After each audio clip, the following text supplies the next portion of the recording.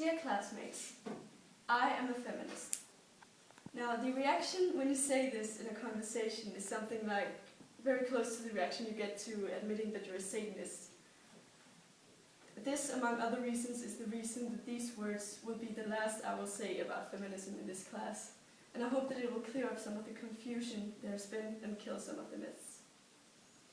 When outing yourself as a feminist, you'll get reactions like, ew, or why do you hate men? But the concept of feminism has been misunderstood for way too long in our society. It is not about hating men. It is not about women overpowering or suppressing men like slaves and slave owners. That concept has a name, but its name is not feminism. It is sexism. It is the exact opposite of what feminism strives to acquire. It is inequality. If you look up the definition of feminism in a dictionary, you will read something like, feminism, the theory of political, economic, and social equality of the sexes. That's literally it. There's nothing about women being superior or suppressing men. Feminism is equality for both genders. I've heard some people say things like, I'm not a feminist, but I believe in equality. But that's like saying that you don't believe men and women should be equal, but you still believe in equality. It's a little like saying everybody's equal, but some are more equal than others. Why is it called feminism, you might ask? I can see that this could be misleading, but just think of how many words refer to the male gender and is still being used for both genders. There's congressman, manslaughter, mankind, even the word woman originates from wife of man. So why is it such a big deal to our collective understanding of the word that this tiny word refers to the female gender and not the male?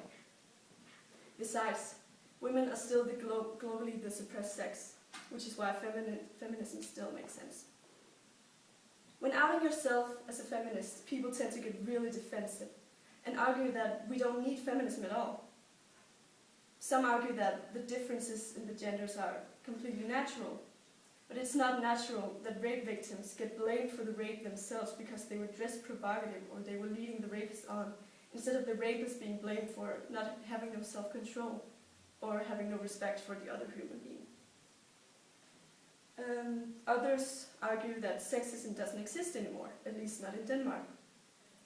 While I agree we are lucky in Denmark and the sexism we have here is almost harmless, because I do think we still have sexism. Well, what about the rest of the world? What about countries ruled by the Taliban, where women can hardly leave their house alone without being stoned to death? Denmark is also lucky when it comes to homosexual rights. Does that mean that you're not pro-gay rights just because we don't need them here in Denmark? Sexism does still exist, be it in small, almost harmless scales like here in Scandinavia, or in seriously fatal ways like in the Middle East.